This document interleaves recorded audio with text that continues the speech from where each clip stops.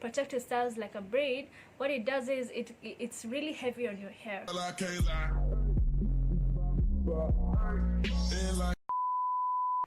Hi guys, welcome back to my channel. My name is Rachel, and just in case you're new here, you're welcome, and make sure to hit the subscribe button and turn on the post notification so that you can get information on when the post goes up.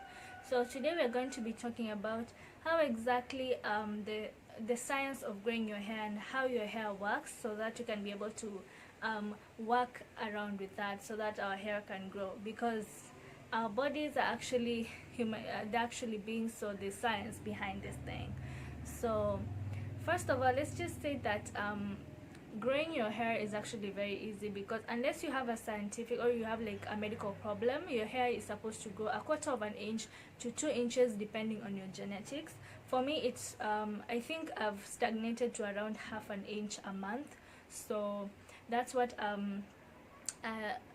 I work with. And I feel like for me, all through high school I struggled with growing my hair. It stagnated for 4 years, and I realized that I really need to put a little bit of work and do some research, and there's some things that just came up and I learned. And forgive me because I'm going to be using my phone, because there's some notes I have here, and I feel like we should get as much information as possible.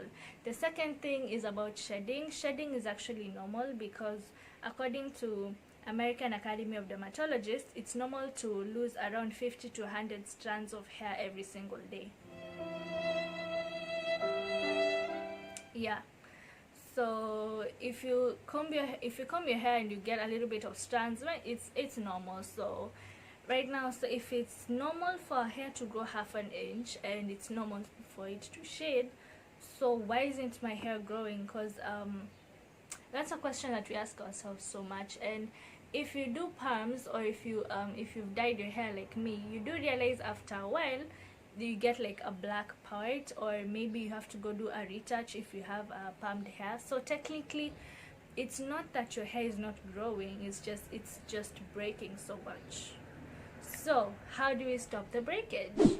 So my tip number 1 is about using a wide tooth comb, especially during detangling, because for me it started with around 4 inches of hair where I stagnated. So what I did is I changed my comb from an afro comb to this is what I am using, which is a wide tooth comb. So this has really helped me, because I don't use any other comb, especially during detangling after shampooing, or maybe just combing every single day. I realized that shedding and actually breakage reduced, because the bristles are a bit bigger, as you can see. And that's a major tip I can give you. Get you a wide tooth comb, and this is actually going to change your life. Trust me on this one.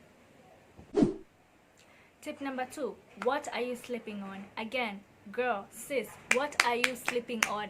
If you're using a cotton pillowcase, auntie,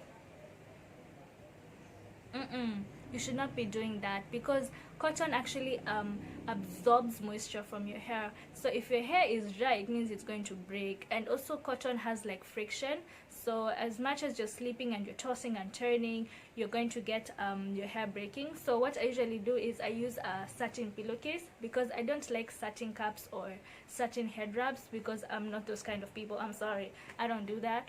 But if you're those people who can manage to have a satin cap on, or a satin wrap, and not let it not fall over the night, because for me, I sleep like there's a tornado here. So yeah, I sleep like this, I turn around, I toss and turn. So for me, a wrap will not, or a cap will not be suited for me, because it will fall off before morning, and it won't serve the purpose.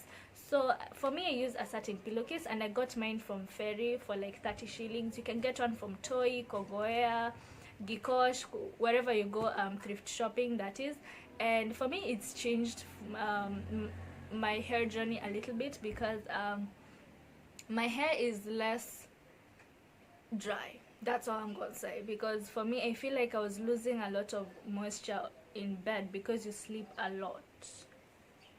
Okay, my tip number 3 comes from protective styling. And if you have shorter hair, I'm just gonna ask you the kind of protective styling you're using, because if you're using braids like I am, or if you're using a protective styling that is not exactly flat lying, you are really not doing yourself any justice. So hunty, do yourself a favor, get you a weave, get you a wig, girl. Go do like cornrows or something, because when you're using heavy protective styles like a braid, what it does is it's really heavy on your hair, and your hair cannot really manage, especially if you have like 4 inches of hair, like how I started.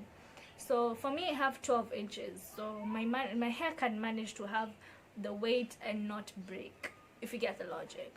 Because I don't know if it's just me, but just because I have braids, I feel like I want to do like a gazillion amount of styles, which over styling is also not good for your hair. It's going to break, especially if it's short, because our hair is not exactly the strongest. So what you're supposed to do is go get maybe like if you get like cornrows or sew-ins, basically something that is just going to lie on your scalp, and your hair is just going to grow slowly and not being able to carry so much of weight. Tip number 4, you guys, heat. I know this is a conversation that we as the natural community, we like argue and we have so much debate on, but for me, I will give you an analogy. Think of your blow dryer as your frenemy. A little bit of it is good, but so much of it is just not so good of your hair. And I see this so much because my mom has a blow dryer in the house, so what I usually use, because I don't have so much time to do these heatless styles a lot, especially when I'm not doing a vlog, what I usually do, I just wash my hair and I just use it to remove the wetness and just to give it a little bit of straightening. But I see this thing where especially in the salon, where you go and your hair is dried by a blow dryer, or unaingia kwa dryer, or especially your studio blow dryer. You go to to the salon, you get your hair blow dried, then they put oil in your scalp and in your hair, and then wanaenda wanachoma tena so that your hair straightens. If you do that so much, honey, you're going to get heat damage, and heat damage is not what we want. So use your blow dryer as the way you would be in a relationship with your frenemy. Okay? So the last tip, which is about split ends. Girls, split ends are like your fake friends. You had better cut them off. So people say like they will retrain their hair to go back to normal after the hair is split. Look, this is how your hair looks like when it's split. So it's gonna go up and still going to break in the future. So do yourself a favor, honey, cut all them fake friends out of your scalp, and all you're gonna do is you're going to have a happy life. And especially these people who usually talk about retraining also damaged hair. I don't know about that. I've never gotten heat damage, but I don't see the logic of you retraining your hair back to normal when it is damaged. So do the snip snip, do the snip snip. That has been our time today. Make sure to like, comment, and subscribe. Follow me on my Instagram at Rachel_Ndanu and Twitter at the same handle. And I will see you next week on Thursday. I met you in the summer, and I came to your town. We fell in love, then we burned it to the ground. And we could be together, baby.